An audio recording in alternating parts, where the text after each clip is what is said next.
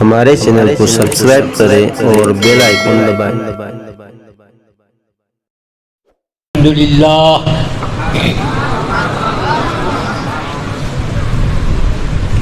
سبحان اللہ والحمدللہ ولا الہ الا اللہ واللہ اکبر والصلاة والسلام على سيدنا ومولانا محمد نور الله الأنور وعلى آله المصابيح الغرر وأصحابه السراج الزهر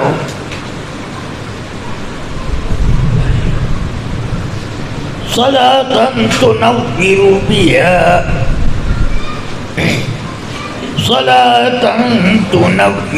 بها وجوهنا وصدورنا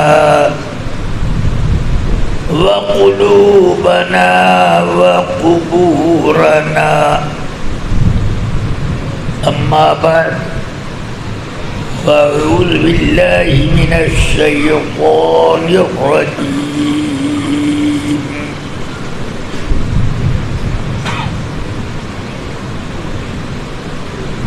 بسم الله الرحمن الرحيم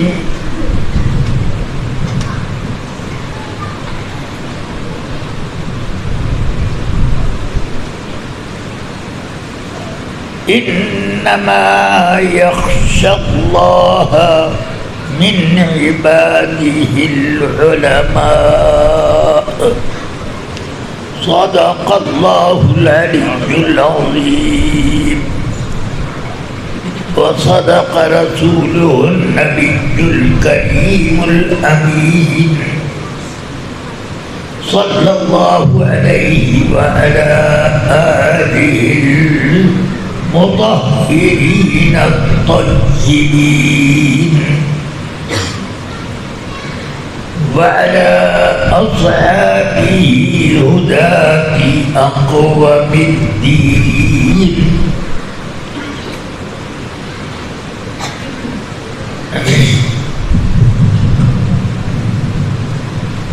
برادران گرامی السلام علیکم ورحمۃ اللہ وبرکاتہ۔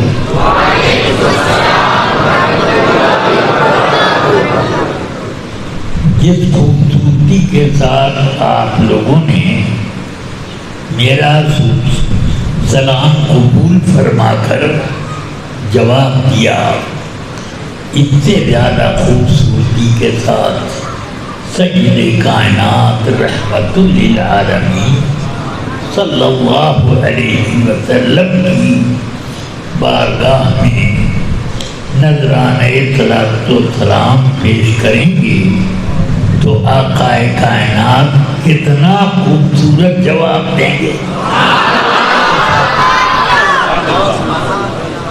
پڑھو اللہم صلی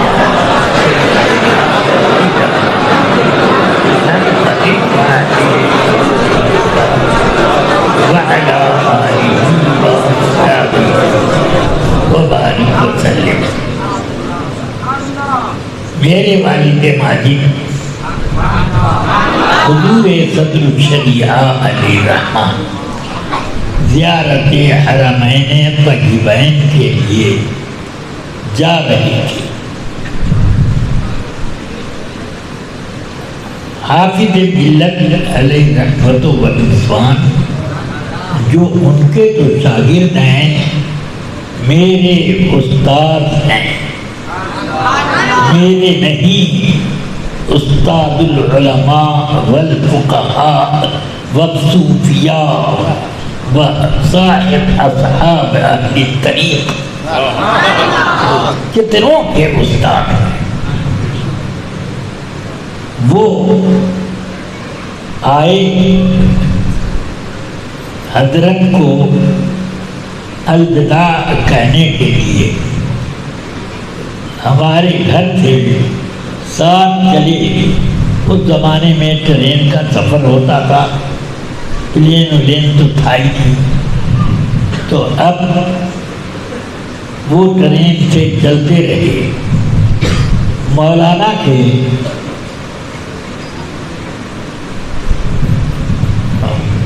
قصبہ ادنی کے کا جو ریلوے اسٹیشن ہے اندارا، وہاں جب ٹرین پر دوسری ٹرین پر صدر الشریعہ علی رحمان بیٹھ گئے. حافظ ملت حاضر ہوتے ہیں، عرض کرتے ہیں سرکار ایک عریضہ حاضر خدمت ہے. فرمایا کیا عریضہ؟ کا سرکار دو عالم صلی اللہ علیہ وسلم کی بارگاہ میں مجھ گناہ گار کا سلام عقیدت آپ اپنی زبان ابتر سے پیش کر دیں گے. جب آپ پیش کریں گے تو مجھے یقین ہے کہ وہ ضرور قبول ہوگا. تو صدر شریعہ فرماتے ہیں قبول ہوگا. اور وہاں کے قبول کا معنی جانتے ہو؟ وعلیکم السلام. اور وہ جب وعلیکم السلام کہیں تو تمہاری سلامتی کو کوئی رد نہیں کر سکتا، اس لیے کہ وہ زبان وہ ہے کہ ما ينطق عن الهوى ان هو الا وحی یوحی. وہ جو کچھ فرماتے ہیں وہ اللہ کی وحی ہوتی. تو اب یہ سب تصور اپنے دلوں میں جمائیے اور جھوم کر پڑھیے صلی اللہ علیہ وسلم صلی اللہ علیہ وسلم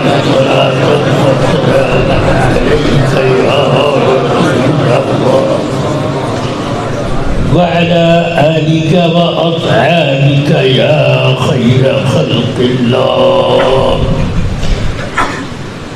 يا رسول الله إنا نسألك الشفاعة لنا عند رب العالمين. رفیقان گرامی، عزیزان ملت اسلامیہ،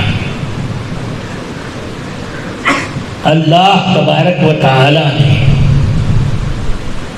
اس زمین پر اور زمین کو جو کچھ پیدا کیا وہ سب تمہاری خدمت کے لیے، تمہاری راحت کے لیے پیدا فرمایا. آدم علیہ السلام جب جنت سے اتر کر زمین پر آنے کا فرمان سنتے ہیں تو اس فرمان میں ایک لفظ یہ، ایک جملہ یہ بھی تھا وَلَكُمْ فِي الْأَرْضِ مُسْتَقَرٌّ وَمَتَاعٌ إِلَىٰ حِينٍ. اے آدم، تمہیں اور تمہاری ساری اولاد کو زمین ہی میں قرار ملے گا اور ایک زمانے تک تم کو اسی میں مستقر رہنا ہے. وہ زمانہ کون سا زمانہ؟ قیامت. کچھ دنوں زمین کے اوپر قرار پاؤ گے اور کچھ دنوں زمین کے نیچے، مگر اس زمین سے باہر نکلنے کا وقت کب ملے گا یہ الہی اسی کو بتایا گیا. چلیے پھر اللہ تعالی نے ارشاد فرمایا وَخَلَقَ لَكُم مَا فِي الْأَرْضِ جَمِيعًا، اے انسانوں جو کچھ زمین میں ہے تمہارے لیے پیدا کیا اللہ نے۔ اب اپنی سربلندی کو ناپو کہ سب کچھ تمہارے لیے بنایا ہے۔ دیکھتے نہیں ہو کہ تم گھوڑے کی پیٹھ پر سوار ہو جاؤ، خوب زور زبردستی سے اس کی لگام کھینچو، مگر کیا وہ گھوڑا احتجاج کرتا ہے کہ یہ سب کیا کر رہا؟ اللہ نے اس کو بتا دیا ہے اے گھوڑا تو اس کی خدمت کے لیے پیدا ہوا ہے، اس لیے وہ احتجاج کے لیے سر نہیں اٹھاتا۔ سمجھ میں ایک ہی مثال دے رہا ہوں، اور تو دور تو بہت ہے۔ چلیے تو اب اس سے آپ اندازہ کرو کہ زمین پر اللہ تعالی نے جو کچھ بنایا وہ تمہارے لیے فرمایا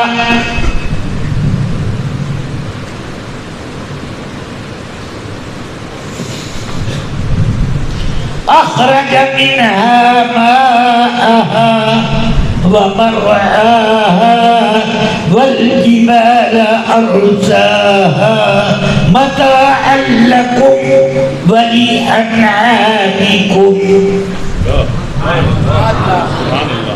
اللہ تعالی نے زمین کو فرش بنایا اور اس پر کھیتیاں اگائی، باغات لگائے، چمن میں بہار لایا، اور پہاڑوں کو اللہ تعالی نے زمین کا لنگر اور اس کا کھوٹا بنا دیا کہ تم تب سے مت ہونا۔ کیوں یہ سب کیا؟ متاعا لکم ولانعامکم، تمہاری خدمت کے لیے اور تمہارے جانوروں کی خوراک کے لیے۔ سمجھ میں آیا؟ پھر فرماتا ہے کہ یہی نہیں بلکہ ارشاد فرماتا ہے وَسَخَّرَ لَكُمُ الْفُلْكَ لِتَجْرِيَ فِي الْبَحْرِ بِأَمْرِهِ، کشتیوں کو سمندر میں تمہارے لیے مسخر کر دیا ہے۔ اب کشتیوں کو، جہازوں کو طرح طرح کے کہاں سے کہاں لے جاتے ہو، ہر چیز پانی ڈبو دے مگر کشتی کو نہ ڈبوئے۔ یہ خدمت اللہ نے حضرت سیدنا نوح علیہ السلام کو بتائی۔ اب ان سے سیکھ کر دنیا نئے نئے نقشے کی کشتی بناتی ہو بنائے، مگر پہلی کشتی تو نہیں بنائی۔ پہلی کشتی سیدنا نوح علیہ السلام نے بنائی۔ اللہ فرماتا ہے اَنِصْنَعِ الْفُلْكَ بِأَعْيُنِنَا، اے نوح کشتی تیار کرو ہماری نگرانی میں۔ ہاں، اس کی ساری چیزیں اللہ ان کے دل میں اتارتا تھا اور اس کی وحی نازل ہوتی تھی۔ چلیے پھر فرماتا ہے وَسَخَّرَ لَكُمُ الشَّمْسَ وَالْقَمَرَ دَائِبَيْنِ، ایک مقررہ عادت پر چلنے والے سورج اور چاند کو اللہ نے تمہاری خدمت کے لیے مسخر کر دیا۔ وَسَخَّرَ لَكُمُ اللَّيْلَ وَالنَّهَارَ، اور دن رات یہ سب تمہارے لیے مسخر کیا ہے. اگر سب دن رہے تو سوچو کیا ہوگا، اور سب رات رات رہے تب کیا ہوگا. وہ تو بڑا بھیانک مرحلہ ہوگا جب سب مسلسل رات ہی رات رہے. تو یہ سب اللہ کا کرم ہے. کتنی عزت ہے، آپ کو کتنی عزت عطا کی. اس لیے فرمایا وَلَقَدْ كَرَّمْنَا بَنِي آدم، بنو آدم کو ہم نے عزت عطا کی.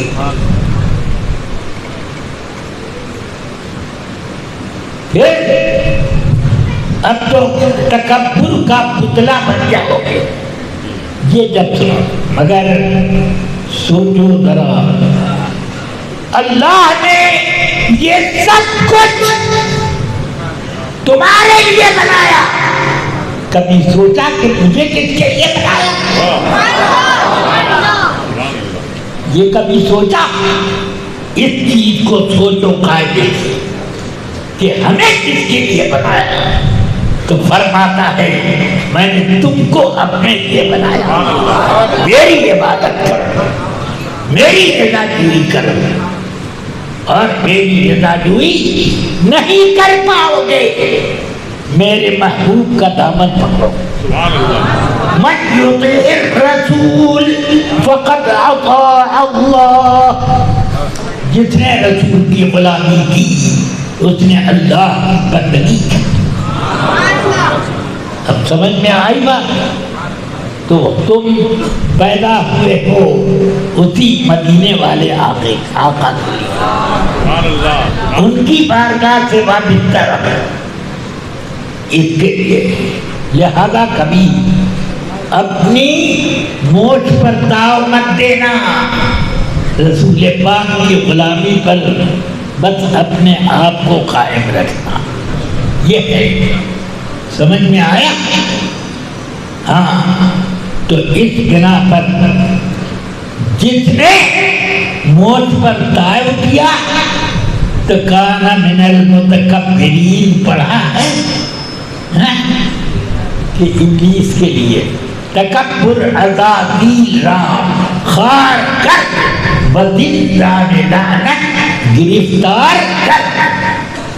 یہ اس لیے رفیقان ملت آپ سب کے سب سید کائنات محمد رسول اللہ غلامی کرو، غلام ہو، اور یہ کہے کہ جس کا نام محمد یا علی ہے وہ کسی چیز کا محتاج نہیں. یہ تو بات یہ اسی کی ہے جو ہمیشہ کے لیے جنت سے دربدر کر دیا گیا ہے. یہ اس کی زبان ہے، یہ رسول کے غلام کی زبان نہیں ہو سکتی. رسول کا غلام رسول کا غلام ہے تو وہ یہ کہے گا ہاں ہاں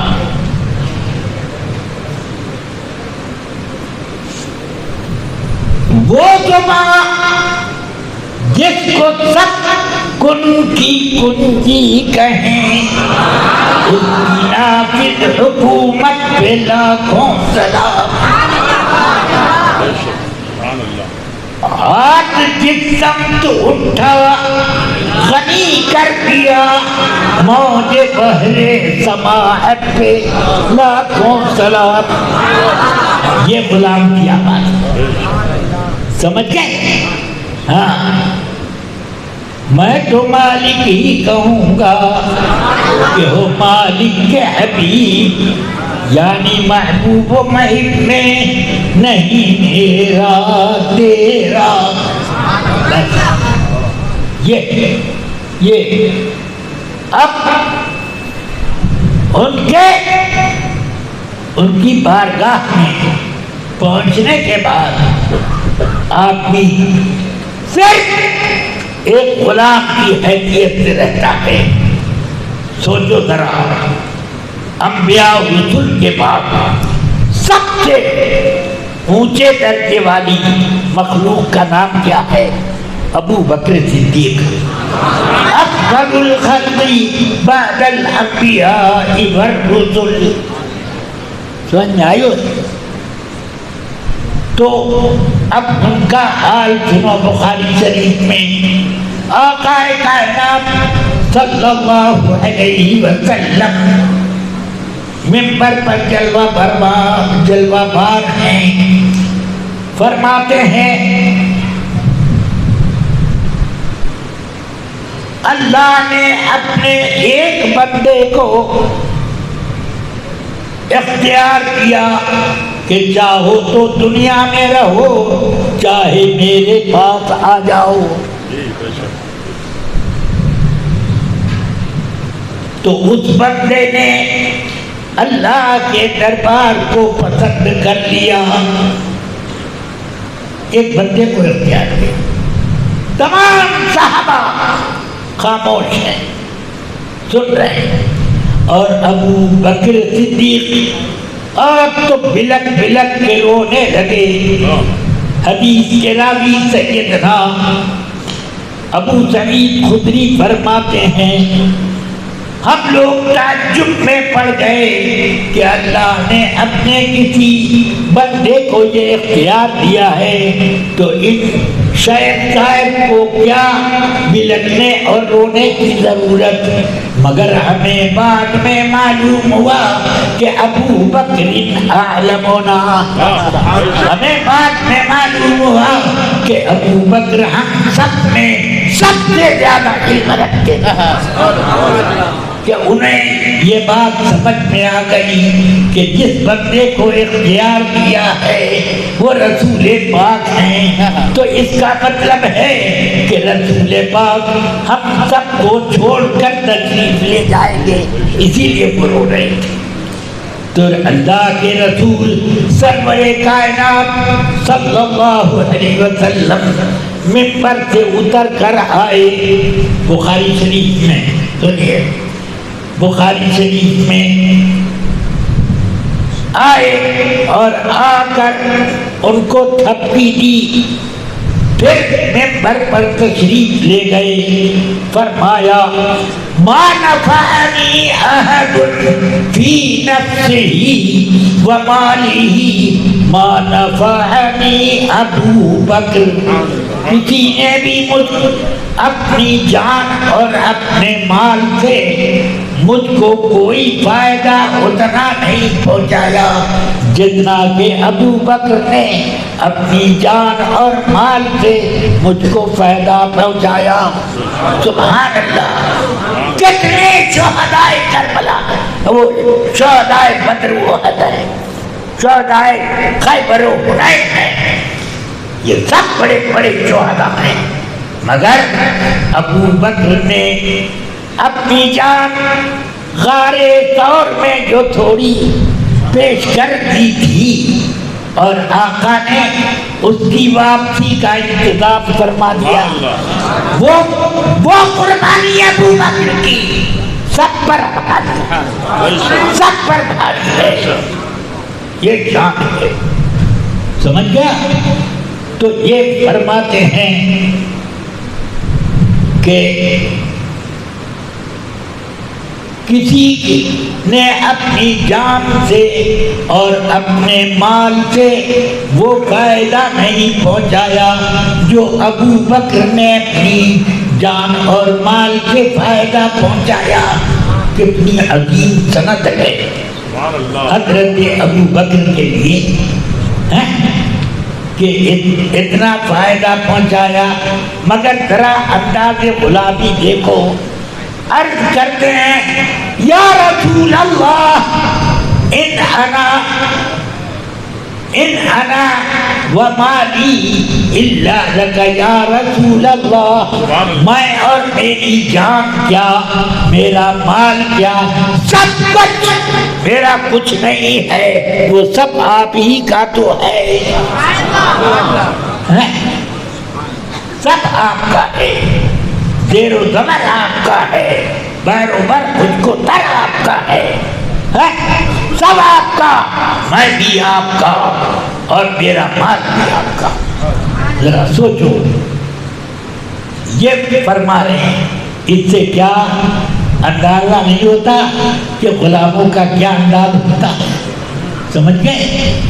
مگر آج کچھ غلام بڑے اونچے ہو گئے. ہاں، حضرت مولانا محمد حسین صاحب مراد آباد میں ایک بزرگ سنجید تھے، اور ان کے ذریعے سے غوث پاک کا شجرہ محمدیہ ہم لوگوں کو ملا. صرف 4 واسطے سے غوث پاک تک پہنچ جاتے. سیدنا شاہ منور حسین صاحب رحمۃ اللہ علیہ، یہ غوث پاک کے مرید اور خلیفہ. سمجھ گئے؟ ان کا مزار شریف وہ الہ آباد میں، ہمت گنج میں. الہ آباد شہر کا ایک محلہ ہمت گنج، وہاں ان کو اللہ نے صرف 250 سال کی عمر دی. سمجھ گئے؟ ان کے ایک خلیفہ مرید تھے، ان کو 2 سال کی عمر ملی. ان کے ایک مرید خلیفہ تھے، ان کو تقریباً 300 سال کی عمر ملی. ان کے مرید اور خلیفہ مولانا محمد حسین صاحب. یہ اور ان سے میرے پیر سیدنا اپنے زمانے کے امام الائمہ کاشف الغمہ سرکار مفتی حاتم، انہوں نے ان سے لیا. سمجھ گیا؟ یہ کتنے قریب سے ہم لوگ پہنچ گئے. ایک نو ہوئے وہ پہنچ. ہاں، یہ سلسلہ محمدیہ کہلاتا ہے.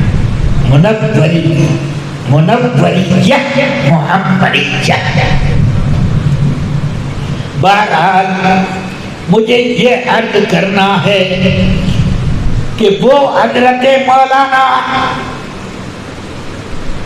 نے ایک مرتبہ اپنا وہ نسب نامہ جو پرکھوں سے چلا آ رہا تھا، سمجھ گیا، اسے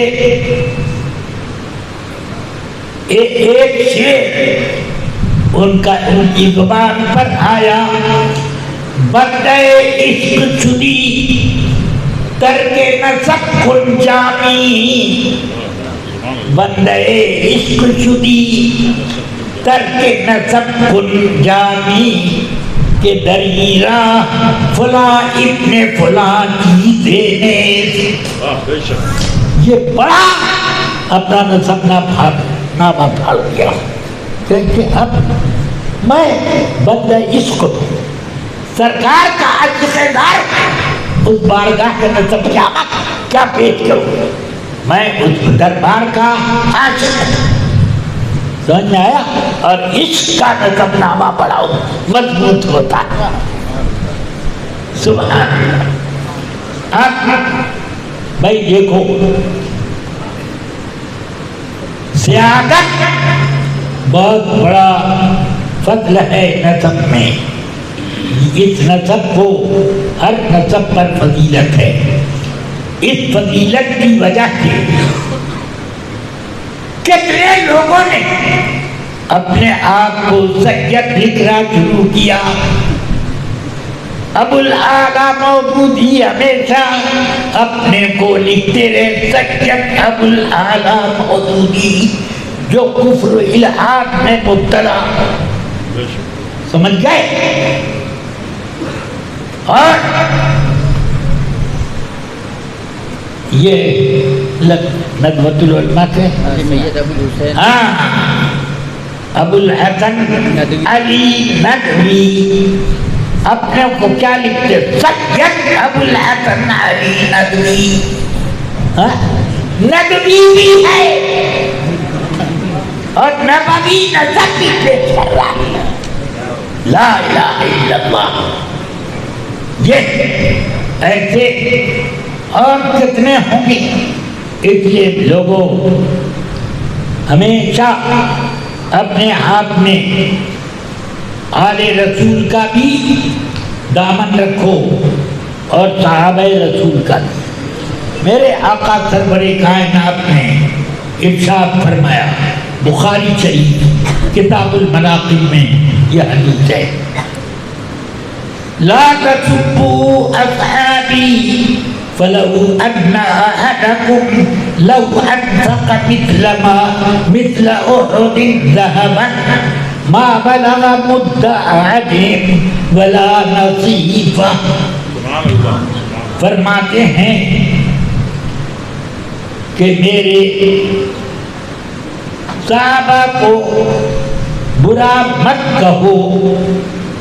ایک مرتبہ جب بخاری شریف ہم لوگ پڑھتے تھے آپ سے ملت کی بارگاہ میں، فرمایا سب لوگ سند کے ساتھ ایک ایک حدیث سناؤ. اپنے تمام وہ بخاری پڑھنے والے جو طلبہ تھے سب لوگ ایک ایک حدیث سناؤ سند کے ساتھ، اور ترجمہ بھی کرنا پڑے گا.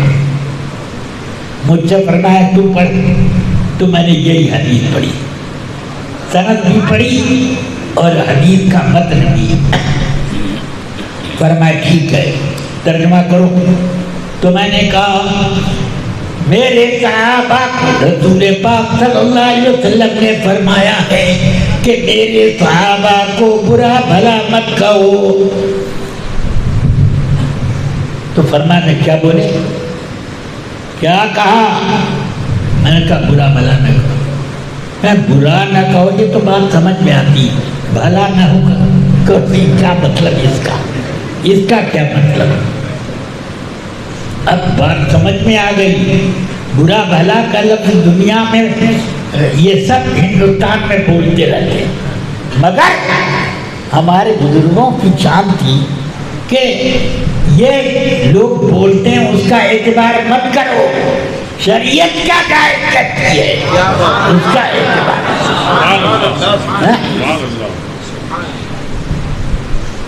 اسی طرح حضور مفتی اعظم کو لوگ بہت مصروف رکھتے تھے، روزانہ ڈاکہ بھی کسی کا جواب نہیں جاتا.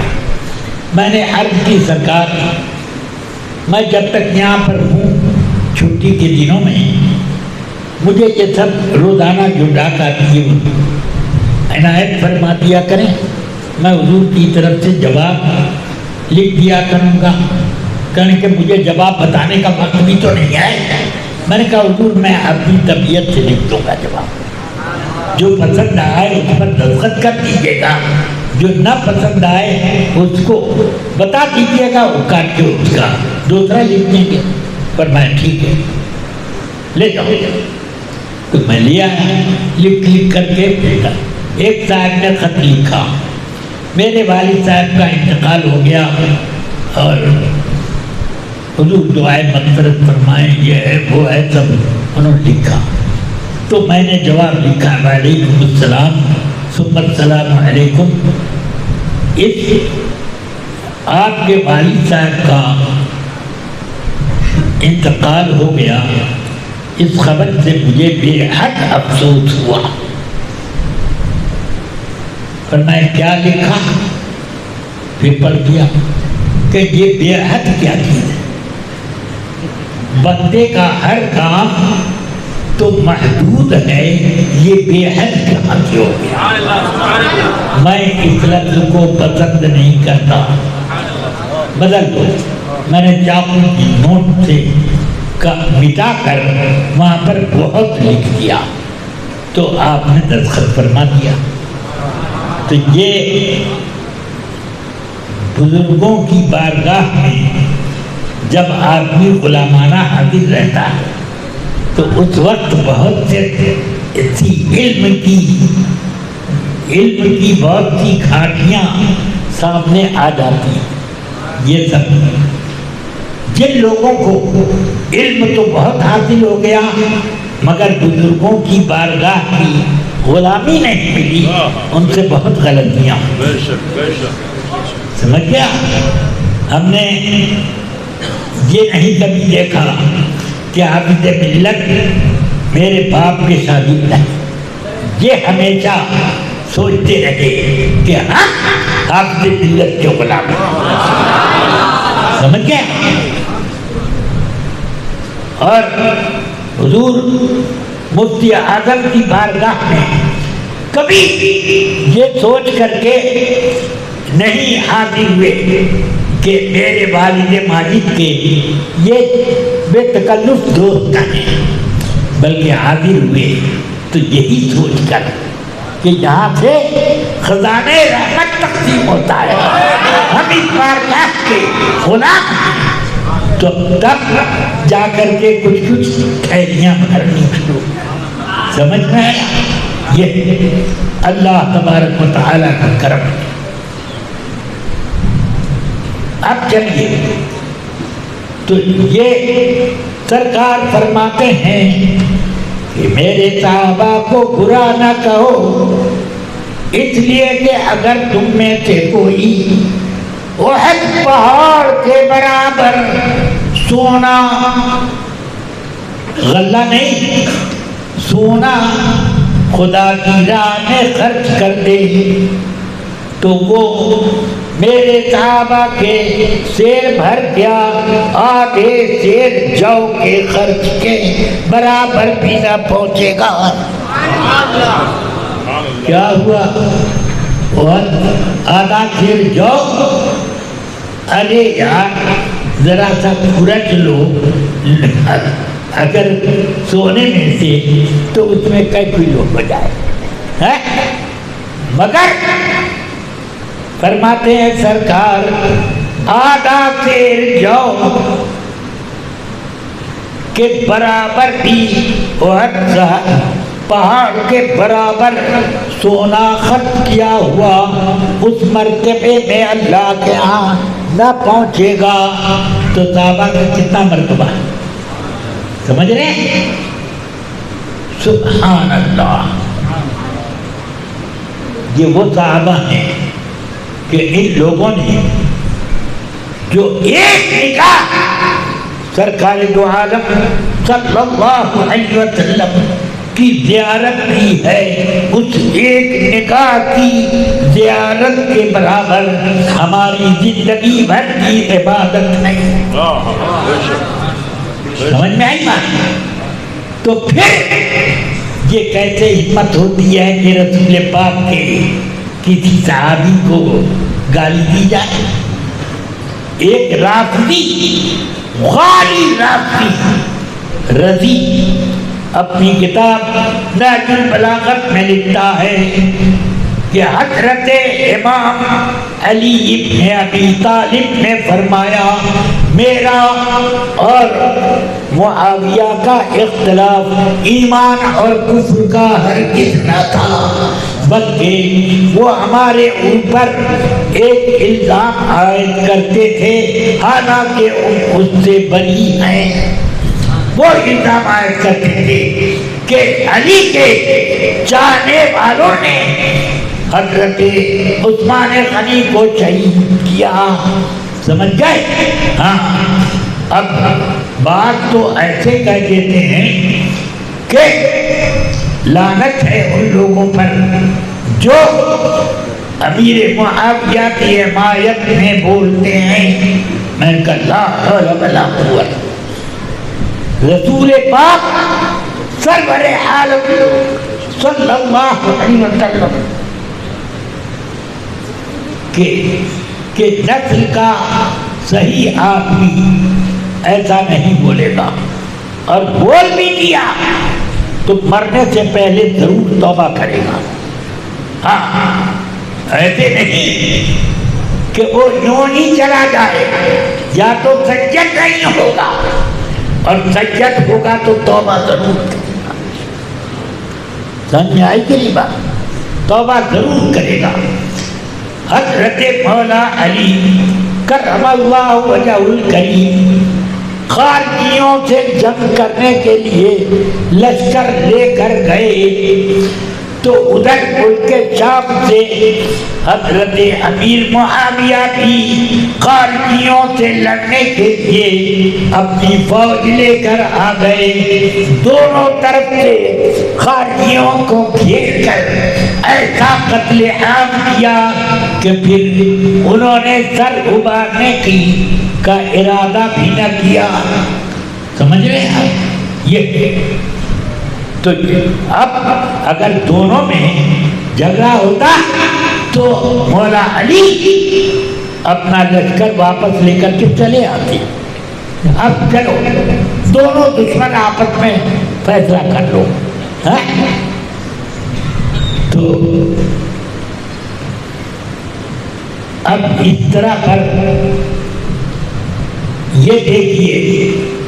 اور حضرت امیر معاویہ پر اعتراض کرنے والے امیر معاویہ پر اعتراض نہیں کر رہے ہیں بلکہ اعتراض کس پر کر رہے ہیں؟ رسول پاک نے فرمایا بخاری شریف میں کیا ہے کہ مولا کائنات کے فرزند جلیل سیدنا امام حسن 7 سال کے تھے. لڑکھڑاتے ہوئے مسجد کے مجمع میں وہ ممبر کی طرف بڑھے. رسول پاک نے ممبر پر سے اتر کر ان کو اپنے بغل میں لے جا کر بٹھا دیا. پھر ممبر پر سے فرمایا ان ابنی ھذا سید. اگر سید کا لقب میرے آقا نے کسی کو دیا ہے تو وہ صرف امام حسن ہے. ان ابنی ھذا سید، یہ میرا بیٹا سید ہے. کیوں؟ لعل اللہ یصلح به بین فئتین عظیمتین من المسلمین.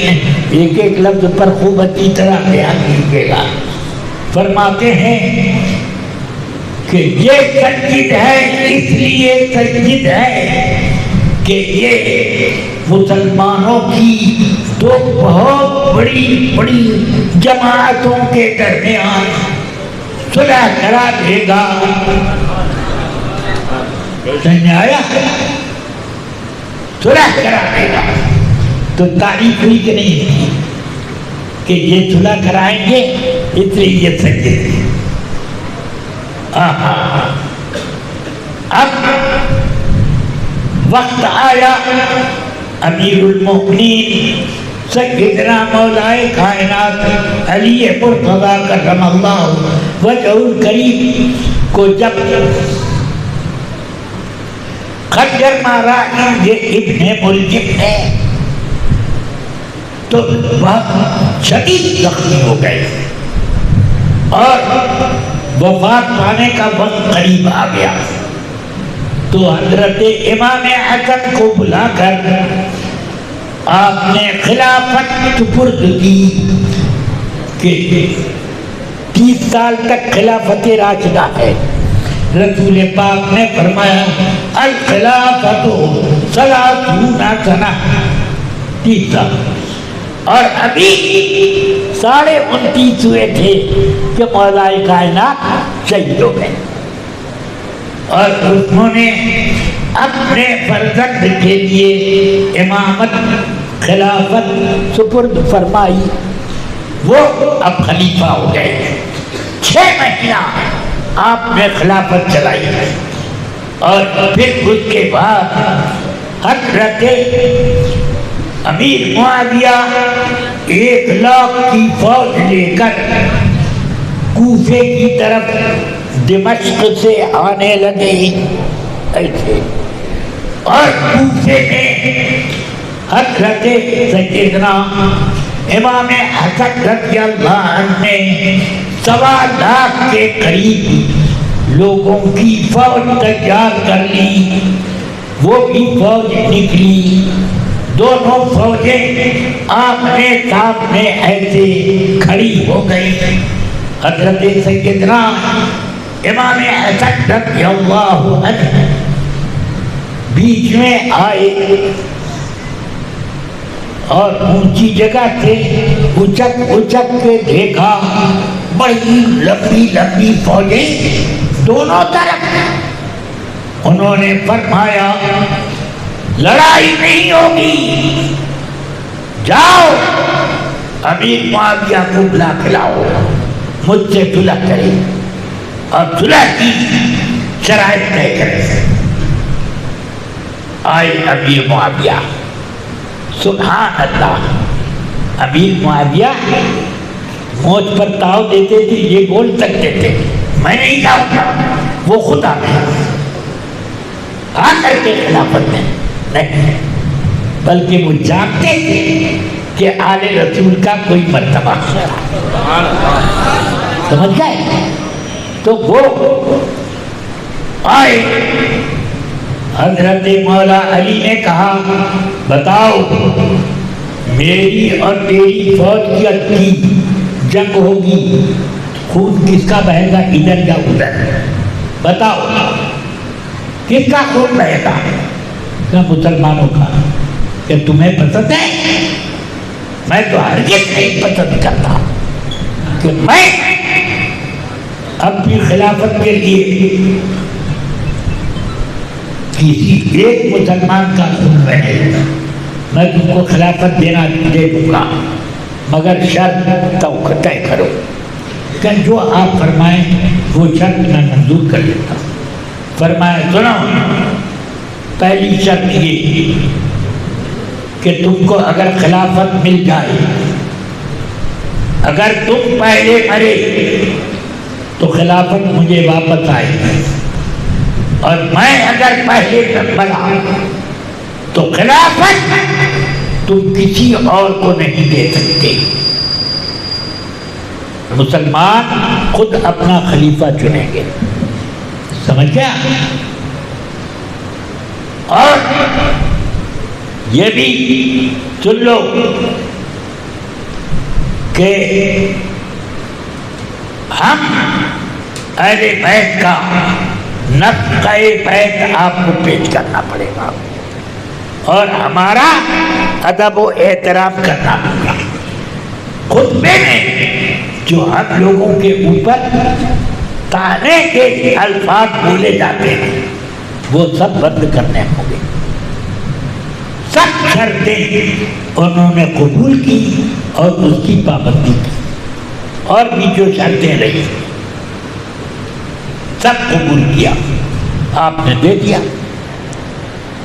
مگر کبھی کبھی حضرت سیدنا امام عالی مقام ان سے ملنے دمشق چلے جاتے تھے۔ ایک مرتبہ گئے، وضو فرما رہے تھے سیدنا امام علی امام حسن رضی اللہ تعالیٰ، تو آپ نے دائیں ہاتھ میں پانی لے کر ناک میں چڑھایا، تو امیر معاویہ کی نظر پڑ گئی، تو کہتے ہیں یا ابن اخی الشمال الشمال، اے میرے بھتیجے بائیں ہاتھ سے پانی چڑھاؤ، سنت ہے یہ۔ تو انہوں نے فرمایا پلٹ کر کہ السنت خرجت من بیتی، سنت تو ہمارے گھر سے نکلی ہے۔ رسول پاک اسی طرح سے دائیں ہاتھ سے پانی چڑھا دیتے۔ امیر معاویہ بالکل خاموش ہو گئے، خلیفۃ المسلمین ہیں، مگر امام حسن کے سامنے زبان اب دوسری نہیں کھلی ہوئی۔ سمجھ میں آیا؟ السنت خرجت من بیتی، یہ سن کر وہ خاموش ہو گئے۔ سیدنا امام حسن بہت چھوٹی عمر کے تھے، اتنی چھوٹی عمر کے کہ 8 ساڑھے 8 سال کے رہے ہوں گے، سرکار دنیا سے رخصت ہوئے، مگر ان سے اور امام حسین سے رسول پاک کی سنی ہوئی بہت سی حدیثیں حدیث کی کتابوں میں ملتی ہیں. سمجھ میں آئی بات؟ حدیث کی کتابوں میں امام حسن امام حسین کی حدیثیں ملتی ہیں. انہوں نے رسول پاک سے سنی. آپ لوگ دعائے قنوت پڑھتے ہو کس نماز میں؟ وتر میں. وہ کس سے مروی ہے؟ سیدنا امام حسن کہتے ہیں کہ رسول پاک نے مجھے وتر کی آخری رکعت میں رکوع سے پہلے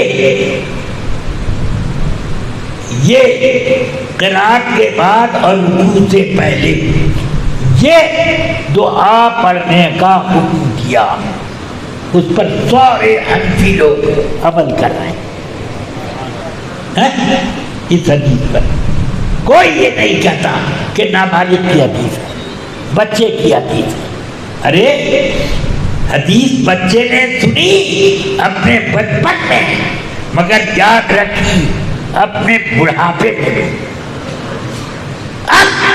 اپنی جوانی کے بعد وہ حدیث سنائے تو معتبر ہے.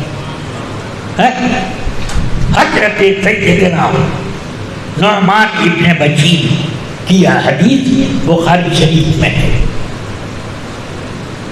الحلال بین والحرام بین وما بینہما مشتبہات وإلی آخر الحدیث. یہ حدیث بڑی مشہور ہے. امام اعظم نے فرمایا کہ یہ حدیث ربع الدین ہے. دین کا چوتھائی حصہ اسی حدیث میں ہے. یہ حدیث نعمان ابن بشیر رضی اللہ عنہ نے روایت کی. رسول پاک کے زمانے میں 9 سے 10 سال کے بیچ میں تھی. بولو. اور یہ حدیث اتنی مقبول ہے اور اتنا کہ امام اعظم یوں فرما رہے. بہرحال بخاری نے اسی لیے کتاب العلم میں یہ باب قائم کیا ہے متى يصح سماع الصغیر. یہ نہیں کہ لا يصح سماع الصغیر. ہاں بچے کا کسی حدیث کو سننا یہ کب معتبر ہے؟ اس کے لیے کوئی عمر نہیں، اس کے لیے سمجھ کا اعتبار ہے. ہاں بچہ سمجھوال ہے، اگر 4 سال کی عمر میں تب بھی وہ حدیث سنے تو سنا سکتا ہے. سمجھ میں آ گئی بات؟ بس یہ بہت کچھ میں نے آپ کے سامنے بہت دیر تک بیان کر دیا. بہرحال امیر معاویہ رضی اللہ عنہ کی شان میں گستاخی کرنا یہ دیوبندیوں یہ شیعوں کا کام ہے، رافضیوں کا کام ہے. سمجھ گیا؟ کسی مسلمان کا یہ طریقہ نہیں. بخاری شریف جیسی کتاب میں امیر معاویہ کی روایت کرتا کتنی حدیثیں موجود. اور من یرید اللہ بہ خیرا یفقہہ فی الدین، یہ تو امیر معاویہ ہی نے روایت کی، بخاری میں موجود ہے. اگر امیر معاویہ قابل قبول نہیں تھے تو حدیث کیوں نہیں؟ امام بخاری نے. سمجھ گئے؟ اب یہ لوگ اس حد کو پار کر جاتے ہیں کہ اہل سنت و جماعت کا حکم یہ ہے کہ ابو طالب ایمان نہیں لائے، مگر بعض صوفیوں نے جیسے ابوالکلام آزاد کے والد مولانا خیر الدین نے اس بات کو لکھا کہ وہ مسلمان تھے، مگر دلیل اتنی موٹی کتاب لکھ ڈالی.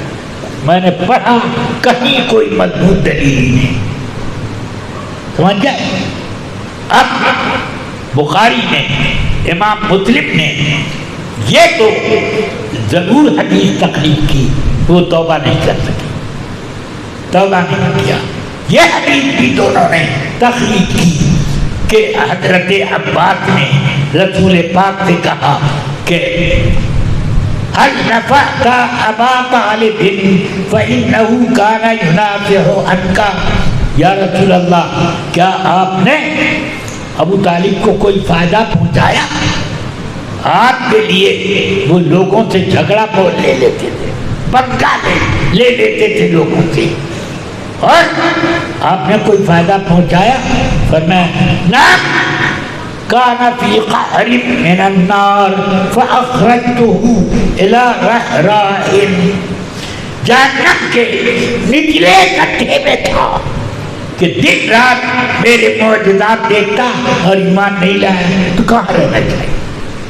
ابو جہل نے تو اتنا نہیں دیکھا، تو نچلے گڈھے میں تھا۔ میں نے اللہ سے عرض کر کے اس کو وہاں سے نکال کر چھچلی جگہ پر جہاں پر آگ بڑی مختصر تھی وہاں پر رکھ دیا۔ پھر دوسری حدیث میں فرمایا پھر میں نے اس کو اس کے لیے یہ کیا کہ اس کو وہاں سے بھی ہٹا کر جہنم کا ایک جوتا پہننے کا حکم دیا، یغلی منہ دماغہ، ان کا دماغ ہانڈی کی طرح کھولتا تھا۔ پھر فرماتے ہیں کہ اس میں بھی میں نے تخفیف کرائی، یہاں تک کہ اب ان کے تلوے پر صرف ایک چنگاری رہ گئی، ایسی چنگاری کہ یغلی منہا دماغہ کالمرجل، ہانڈی کی طرح سے ان کے دماغ پر کھولن ہوگی۔ بہرحال یہ حدیثیں جو بخاری مسلم میں ہیں موجود ہیں، مگر ہم لوگ اگر کہتے ہیں کہ اہل سنت کا یہ حکم ہے، علماء اہل سنت کا، تو لوگوں کو دعویٰ جاتا ہے۔ پھر بخاری شریف میں یہ حدیث بھی موجود ہے کہ رسول پاک سے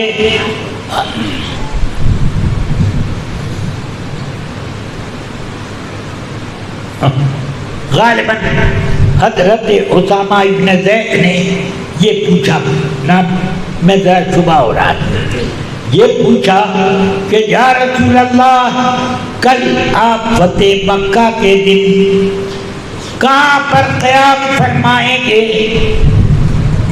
بیت ابو طالب کے گھر میں آپ قیام کریں گے؟ تو فرمایا هل ترک لنا عقیل و طالب شیئا، ہمارے لیے عقیل اور طالب نے کچھ چھوڑا؟ کیوں کہ حضرت علی، حضرت جعفر یہ شروع ہی میں مسلمان ہو گئے اور ابو طالب کا انتقال ہوا، تو طالب اور عقیل ان دونوں نے ساری وراثت لے لی۔ اسی کے بعد یہ حدیث ہے کہ رسول پاک نے فرمایا لا يرث المسلم کا الکافر ولا الکافر المسلم، کہ مسلمان کی وراثت کافر کو نہیں ملتی، کافر کی وراثت مسلمان کو نہیں مل سکتی۔ یہ حدیث بالکل اسی حدیث کے ساتھ جوڑ کر کے امام زہری نے بتایا۔ اب بولو کہ بخاری کیا یہ خارجی تھے جو ہم لوگوں کو تم خارجی کہتے ہو؟ یہ خارجی تھے؟ بالکل نہیں۔ اہل سنت کا جو عقیدہ ہے وہ سب امام بخاری وغیرہ نے اس عقیدے کا ذکر کیا، اور دیوبندی مولا علی کے شان میں بہت برے الفاظ بولتے ہیں، یہ پکے خارجی ہیں، جیسے خارجیوں نے جنگ صفین میں کچھ کہا تھا وہی حال۔ اور حضرت مولا علی نے حضرت عمار کو بھیجا، جاؤ ان سبوں کو سمجھاؤ کہ تم غلطی پر ہو اور توبہ کرو. تو توبہ کرنے کے بجائے حضرت عمار کو ان سبوں نے شہید کر ڈالا. بخاری میں ذکر ہے، فرماتے ہیں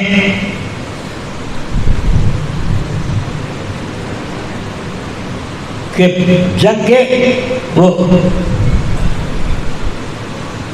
مسجد نبوی شریف کی تعمیر کے وقت حضرات صحابہ ایک ایک پتھر رکھ کاندھے پر رکھ کے لا رہے تھے اور حضرت عمار دو دو پتھر.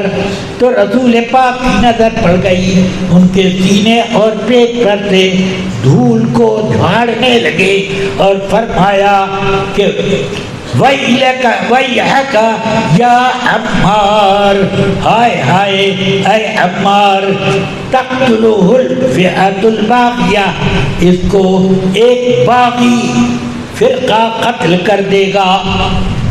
يدعونهم إلى الجنة ويدعونه إلى النار، یہ تو ان کو جنت کی طرف بلاتا ہوگا اور وہ اسے جہنم کی طرف بلاتے ہوں گے. تو اس کو اگر کوئی پڑھے تو امیر معاویہ کے بارے میں تو نہیں ہے. عمار ابن یاسر کو ان خارجیوں نے قتل کیا ہے. عمار ابن یاسر کو امیر معاویہ کے لشکر نے تو قتل نہیں کیا. ان لوگوں کو یہ جنت کی طرف بلانے گئے تھے. اب وہ کہتے تھے کہ تم غلط بول رہے ہو، ہماری بات مانو. انہوں نے ماننے سے انکار کر دیا، قتل کر دیا ان لوگوں نے. یہ ہے بہرحال آپ سب پر لازم ہے کہ رافضیوں سے بھی بچیں. یہ خمینی نہیں ہے کہ اس کی اتباع اہل سنت کریں. ہاں خمینی ہم لوگ نے کہ ماننے والے نہیں ہیں کہ ہم اتباع کر لیں. ہم امام احمد رضا کے ماننے والے ہیں، سمجھ گئے؟ ہاں. اور حضرت سیدنا